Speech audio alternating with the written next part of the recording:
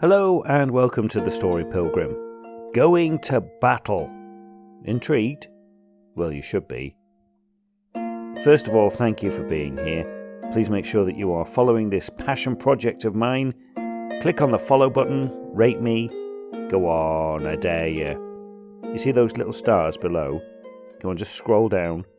Keep going. Yeah, those stars. Make sure that all 5 are highlighted. And write me a great review. Please. It means a lot. Oh, and also share. I'm going to ask you, just tell one person about the story, Pilgrim. Again, I dare you. Now, battle. Going to battle. Not into. Well, technically, actually, I did go into battle, but battle the place. 9.5 miles from Hastings to where the Battle of Hastings took place in 1066. It's just up the coast from me, so I decided to pay it a visit.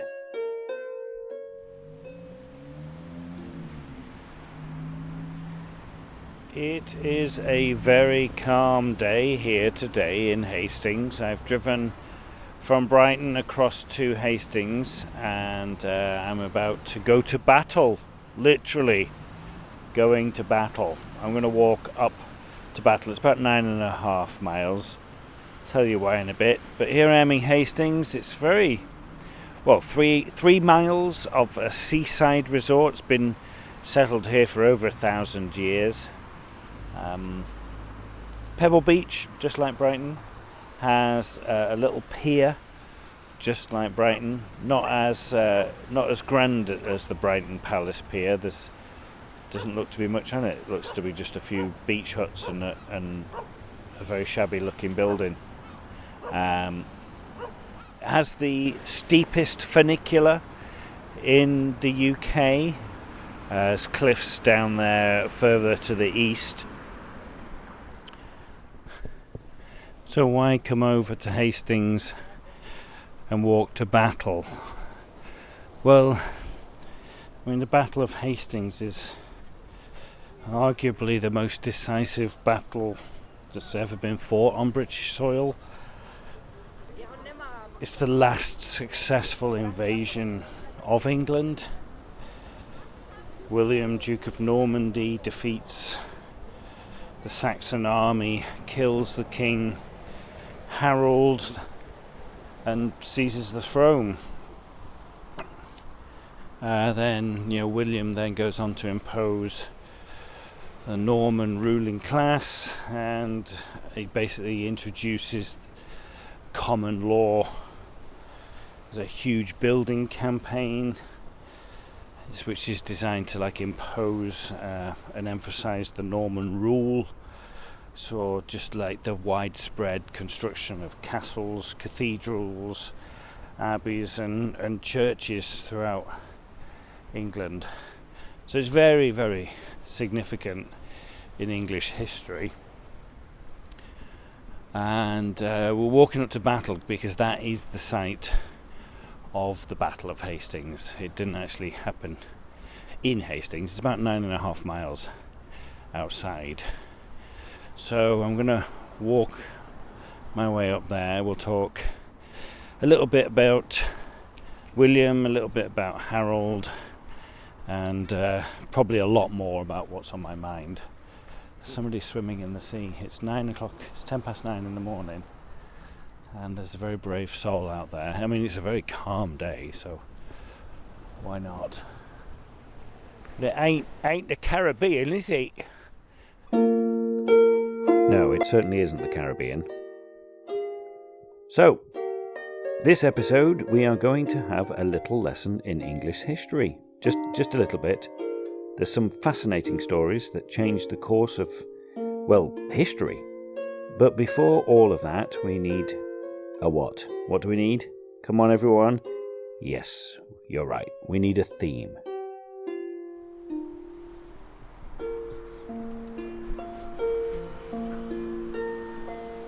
I'm thinking about a theme for today.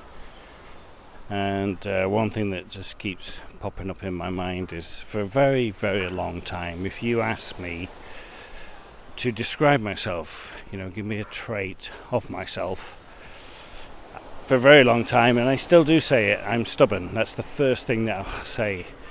I am a stubborn soul. I know what I know. We all do that. And there are certain things that I'm absolutely, no, that's the only way it's to be done, and that's the way I feel about that, that's it. I can be open. I try to be open, especially in that work and within relationships. With regards to other people's opinions and thoughts. But I described that to someone. Someone asked me that question a while ago now, about a year ago or so, and I said stubborn. And as I described to them what stubbornness means to me, how that is, they said, Darren, you're not stubborn, you're just confident. And that was really interesting perspective to hear from somebody who has really suffered for a very long time with low confidence, low self-esteem. For somebody to say, no, actually, Darren, that's your confidence, helped me kind of look at things a little bit differently as to why I might react in a certain way, why I might think in a certain way. Just trying that perspective of, is that stubbornness or is that just confidence? I'll try and just explore that a little bit more today. What would be your trait? What's the one thing that you say when people ask you that, to describe yourself? What's the first thing that comes to mind for you?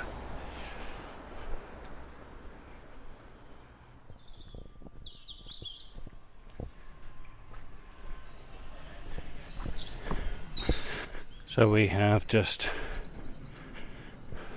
turned right off the sea front, and we're heading inland now.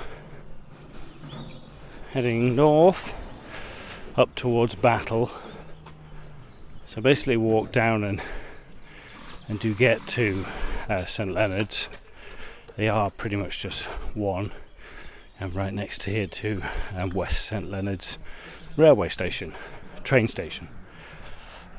But immediately, as soon as, literally a 2-minute walk off the seafront, and if you didn't know the sea was there, you think you were in the middle of the English countryside.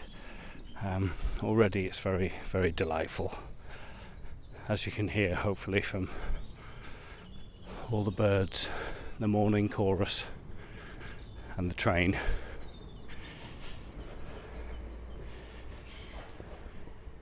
So let's have a chat about William the Conqueror, shall we? Born 1028 in Normandy, France. Died 1087 in Normandy, France. Reigned as the King of England from 1066 until his death in 1087. His dad was Robert I, Duke of Normandy, very powerful. But his mum was the daughter of a local tanner. So, and they weren't married when William was born, so an illegitimate child.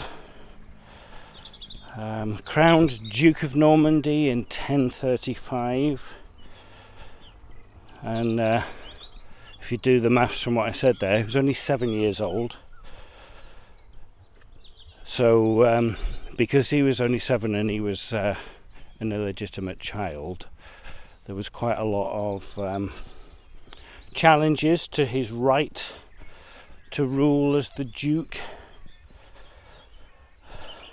And there were many attempts over the next several years to take William's life. His great uncle, Archbishop Robert, looked after William, but it was mostly Henry I of France, with his support, that William was able to keep his title.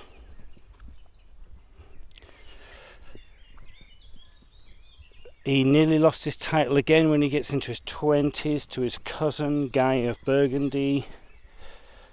Guy had gathered quite a bit of support, formed an army to try and defeat William.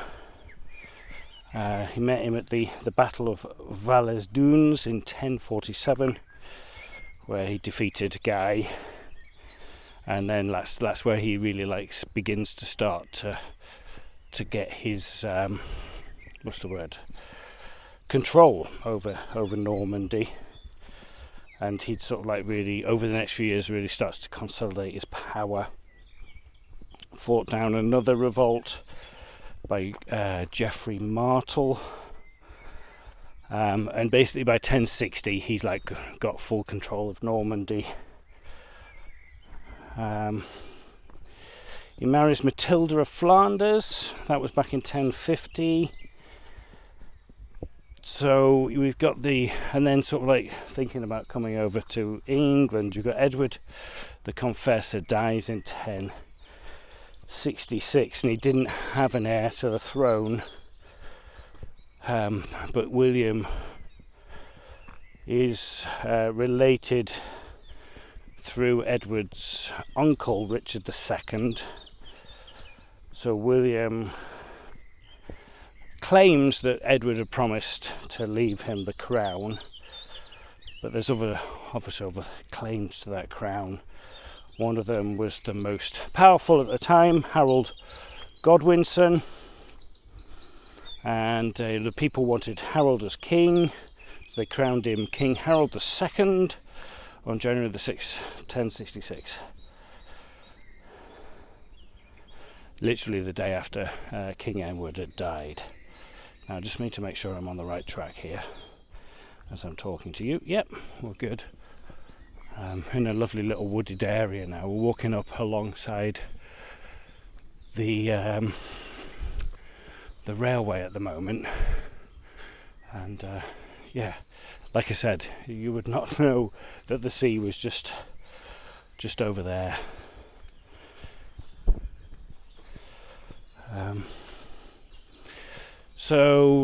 Harold becomes king, but like I said, there was a lot of other claims to the crown. You've also got King, okay, I'm going to pronounce this wrong, Hardrada of Norway. He tries to invade England, and while that's happening, Harold is concentrated on Norway. William sees his chance and plans to invade. He comes over with his troops. He lands in Pevensey, which is just along the coast. It's about 5 or 6 miles west of Hastings. So that's where he lands and starts marching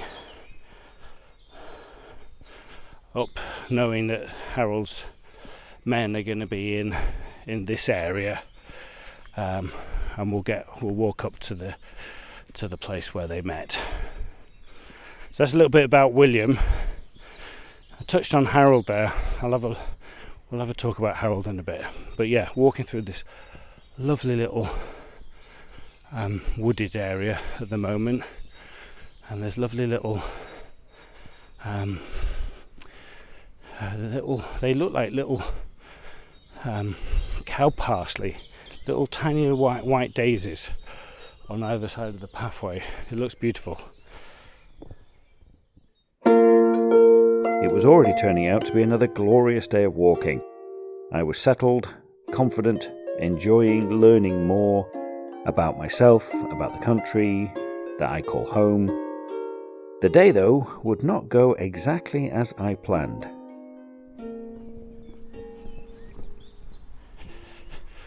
Again, I'm using the OS Maps app to show me the route, and it's such a good resource. I mean, oh, little squirrel just darted out in front of me, running along. There's a blue tit. Oh no, actually that's a great tit. Oh, gorgeous.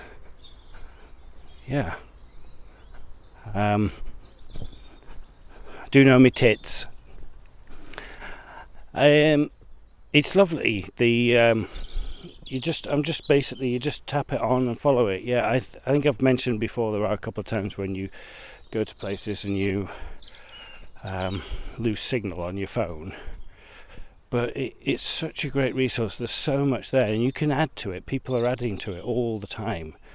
And this is just a lovely little... I'm in Coombe Valley at the moment, and it's just a delightful wooded area. All sorts of and shapes, sizes of trees, so you can hear the birds. Some snowdrops up here, coming up here on the left. It's just gorgeous. I've just sung the praises of OS Maps, and now I'm going to tell you about one of the problems with it. You might get a route like this one that I'm on at the moment that was done a while ago, and since it's been done, access has changed. I come to a point here where I should be walking alongside, staying alongside the railway line, but you can't. There's a big fence there, so you can't go that way anymore. So I'm just going to have to cut down and through. And I probably mentioned it a few times, and you probably all know, especially if you're in the UK, I've had quite a wet winter. And although it hasn't rained significantly for a while, this path that I'm on now is really slippy and really muddy. I mean, really muddy. To the extent that it's just big ruts, big holes of where people have walked, and there's sticks over here. Maybe I can stand on them. This could go very, very wrong. Ooh, crikey. Oh. Okay, not too bad. A little bit wet, but and there's stones. Yeah, it's so I am at a point. Oh wow, okay. So it wants me to go down that way. How the hell? It wants me to walk down this area, which is just a little stream. That isn't going to work. Okay. So which way do we go? Wow. It wants me to follow that stream, but there's absolutely no path going that way. It's too overgrown. Alright, I'm just going to have to keep going this way, I think. This is going to be... Yeah, there is no way I'm walking that way. Okay, this should be interesting now, because looking ahead, I don't see where this road, this particular path, joins up with the path that I need to get to Battle. But we'll figure it out. It's an adventure, isn't it? The first hiccup of the day. Now I say first. Let's see what else happens. Again, I am so lucky to have so much within a short drive of where I live. Nature started to work its magic on me, and I went all poetic.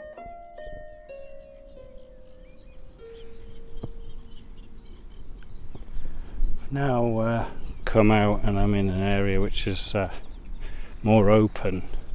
It's a very wet area. There's a stream, a brook alongside me now, and it's quite flat, but also a little bit rolling. That kind of doesn't make sense, does it? But yeah, rolling hills, kind of in like Teletubby land, but there's lots of low-level trees and stuff. But I'm reminded of a little line from Shakespeare: "One touch of nature makes the whole world kin." As I'm sort of like traversing my way across this landscape, and I'm able to breathe in the serenity of the wilderness, of the nature around me, my stubbornness, which we are now likening to confidence, is a little bit humbled just by the beauty and the vastness. I mean, I'm stood here, I can see a few houses if I look back, but looking forward you can hear the plain up above, but I don't see any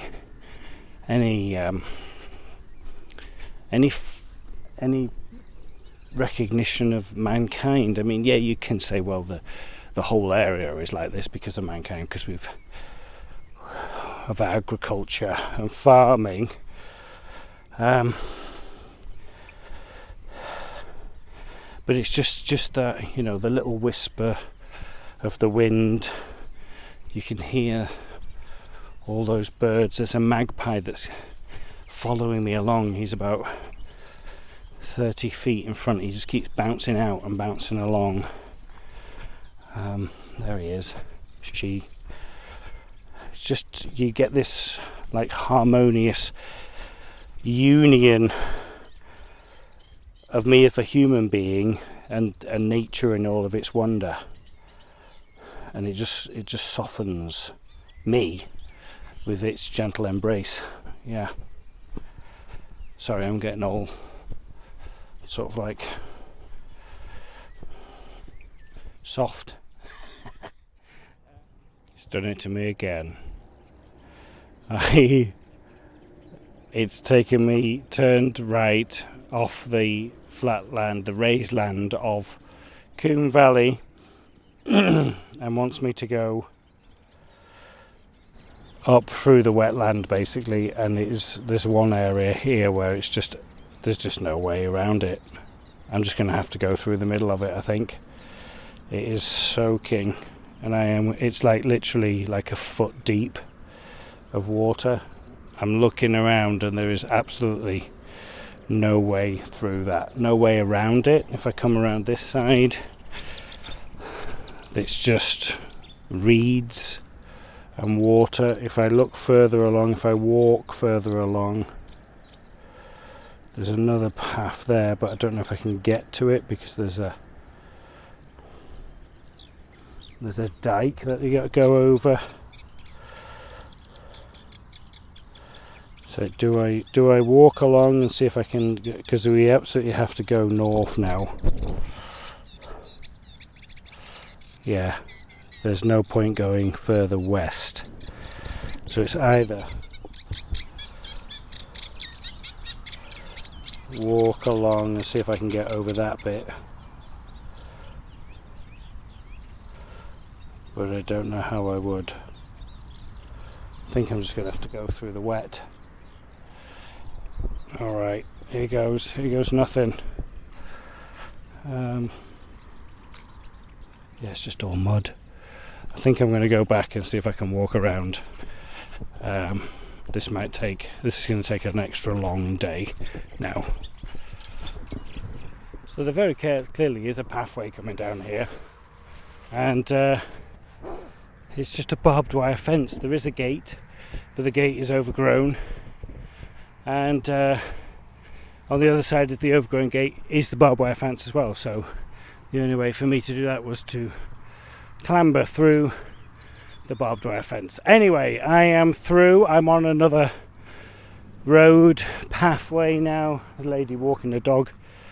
I think now hopefully this should take me down, and eventually I should hit the path that is on the OS maps.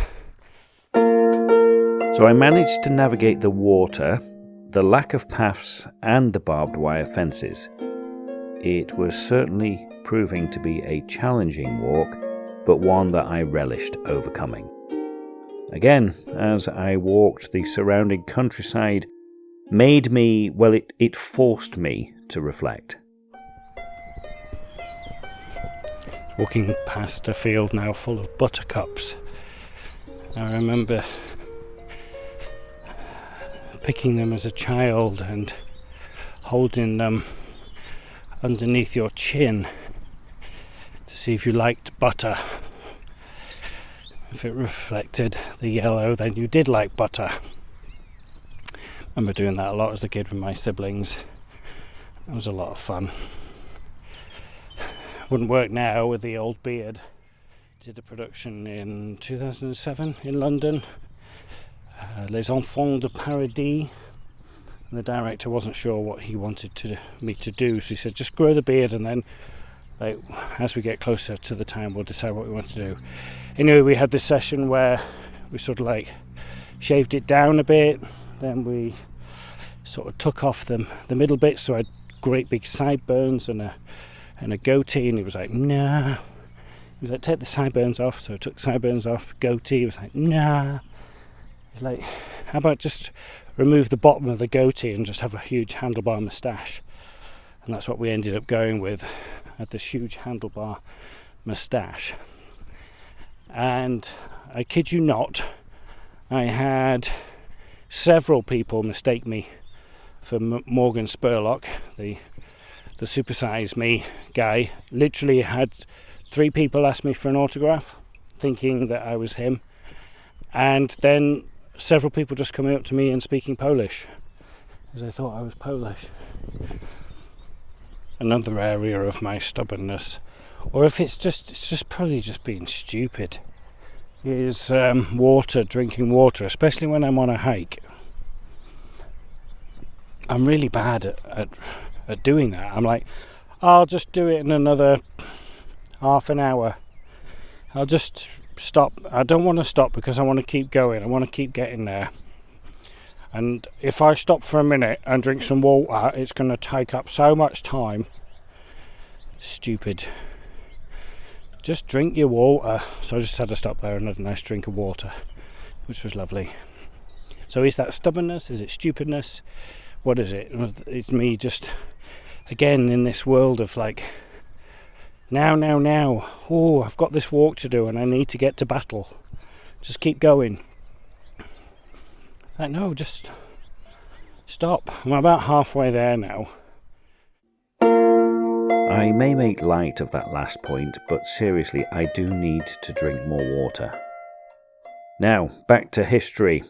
As I was walking up, I had a thought about Harold II. Harold Godwin's son of Godwin. Godwin. Now, it just came to me that my good friend David Oakes recently played Godwin in Vikings Valhalla. So, I sent him a message just to make sure that I was on the right track with all of my knowledge. And he got back to me.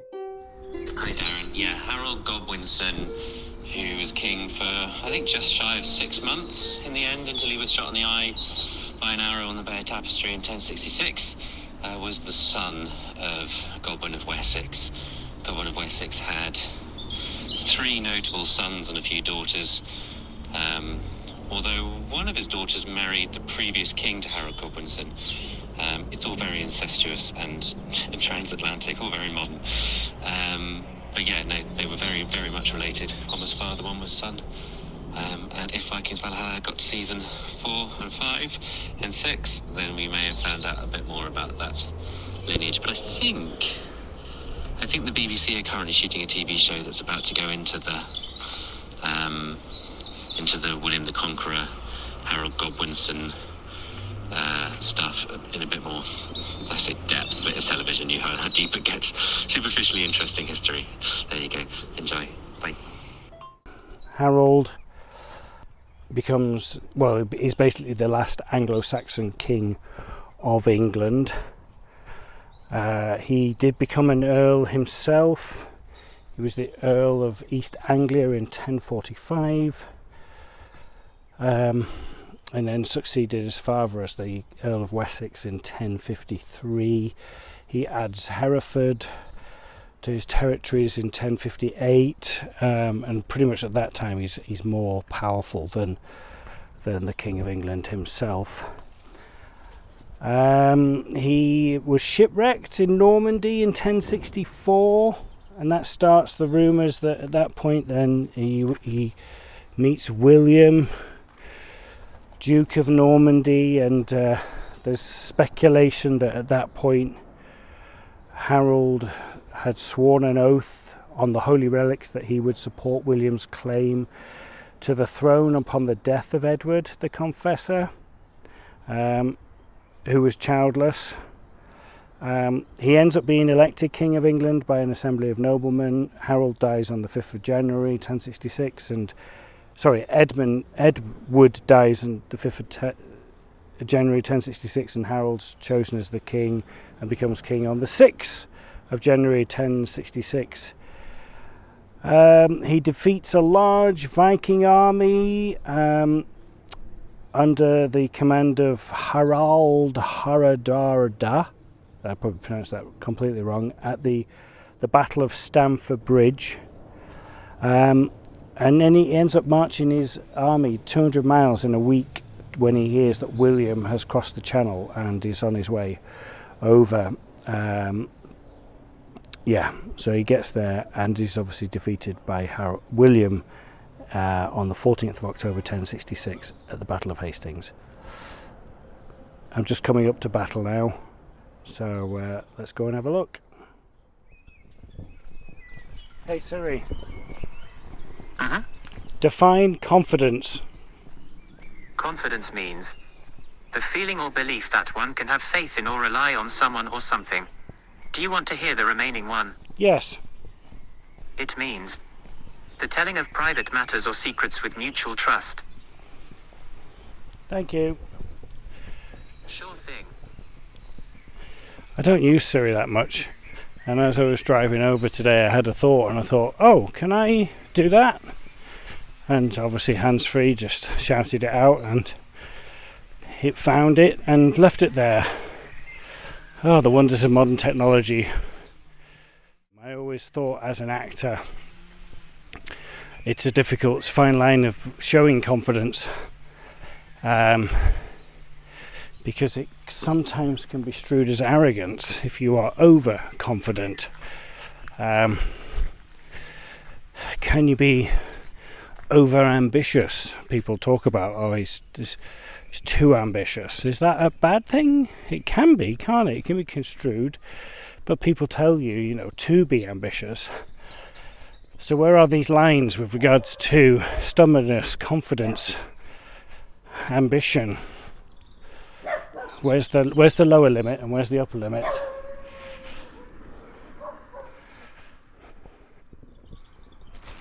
So my lunch of choice today is sandwiches with Brussels style pate. That's what it said on the tin. Well, actually on the box. I remember. Oh, that's nice. Growing up, and 70s, 80s, pate was the starter of choice. It was either pate and toast or a prawn cocktail. I would usually go for pate, and it's one of those things that I kind of forget about now, and it's always there in the sandwich aisle, the aisle where you have all the the ham and the corned beef and stuff, slices. There's always pate there, and I was like, oh yeah, should have that. So, and it's very nice. And then the crisps of choice today, have been decanted into their own little plastic bag because I can't get in. There it is. I got a sharing pack, and these are onion rings. The thing with onion rings is I can just keep eating them. I won't stop because they're basically just air. And you bite in and it just sort of like disintegrates. So if I brought the whole packet, the sharing packet, I would eat it all. So I just decanted about 20. Actually, probably it's more like 30. I finally made it to Battle. Battle Abbey is now part of the English heritage, so I paid and went in for a look around. So inside the Abbey grounds now, they got a school inside here. So if you go to school here, you don't have to. You have to pay to come in. So the Abbey was built. They say the altar is on the site of where Harold died, and they pretty much didn't. They just left him. They didn't. They didn't sort of want to like recognise or what's the word? I guess that's the ultimate thing in battle, isn't it? We defeat you, we just leave you. So the altar to the Abbey is supposed to be where he was left. And then William comes back several years later and they build the Abbey on top of it. There's a little walled garden here. Wander around. It's very peaceful and very quaint.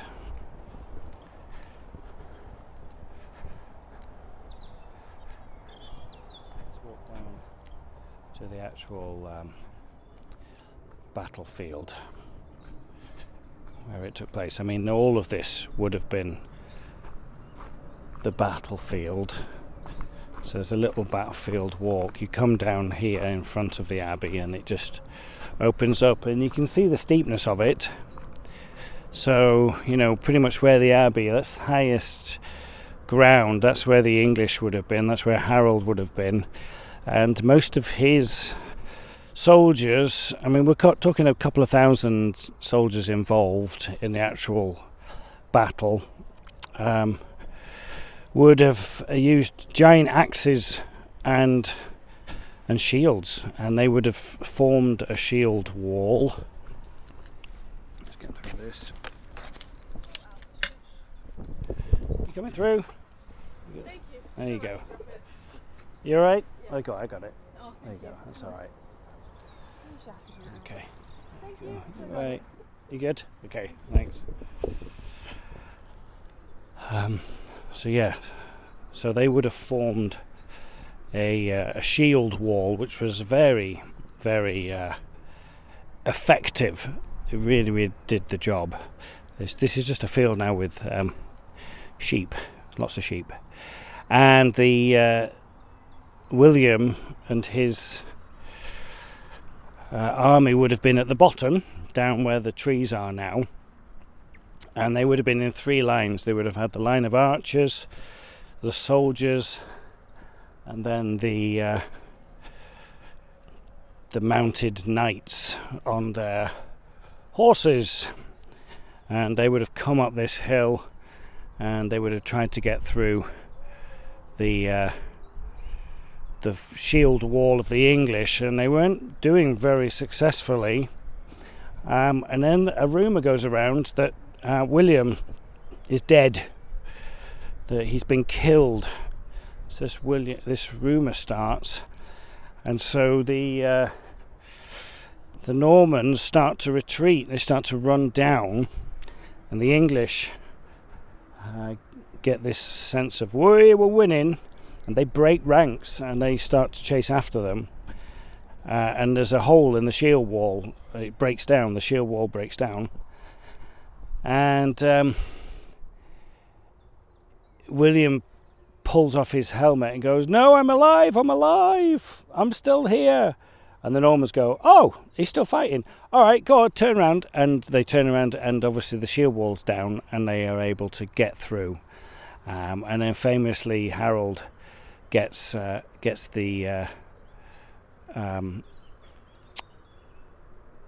eye, the arrow in the eye.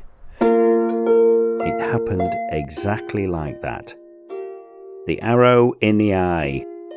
The battlefield was really an interesting place to visit. I was loving being here and soaking it all up. There's a really cool statue here of a Norman archer, Norman bowman, kneeling down, aiming his bow. It's in wood. That's really cool. Firing up at the Abbey. I'll take a picture. I'll pop it on my blog, I think. It's really cool. And then there's another one of a soldier stood over there with his shield on his back. It looks like he's in prayer. Yeah, this battle went on for quite a while. It started in the morning, and it was clear to the Normans that the English weren't going to be defeated very well, so they kept on feigning these flees, fleeing away to try and open up the actual shield wall, so that the English soldiers would pursue them. And like I said, it did. When they thought that William was dead, when they thought, oh, we've really got them now. It's quite interesting being here. And it's just a field now. But what a significant thing happened here 1,000 years ago. Nearly 1,000 years ago. I don't, like I said, I don't like dwelling on the past, but I think history is so important of us to be able to learn from it and study it and figure out why that happened and why didn't it happen and stuff. It's fascinating. It's really cool, really well laid out here. So I have got my latte. I am sat at the barista and the shack. It's a very calm day here in Hastings, right on the beach here. That was a lovely walk. Like I said, all things happen for a reason. Highly recommend going to Battle. The place, not the action. The day was full of twists and turns. Several times getting lost or just being able to find a way through. And one thing I missed out. I took a little tumble about 3 hours into the walk. I wasn't recording at the time. I had my Zoom H5 in my hand and it smacked down into the mud. I thought that I had lost all of my recordings. It was only when I got back home that I was able to have a look at it and everything was where it should be. All was well, apart from a few scratches and bruises. It was another marvellous walk and I highly recommend a visit to Battle. It does make you ponder and contemplate. The Story Pilgrim was written by me, walked by me. It's me, it's Darren. Amazing music by Anya Backer on Sean the Harp. And this episode I'd like to thank my amazing friend David Oakes for that little insight into Godwin and Harold II. Please follow, like, review and share this podcast. I need more ears. Let's gather them together. Keep listening and buen camino.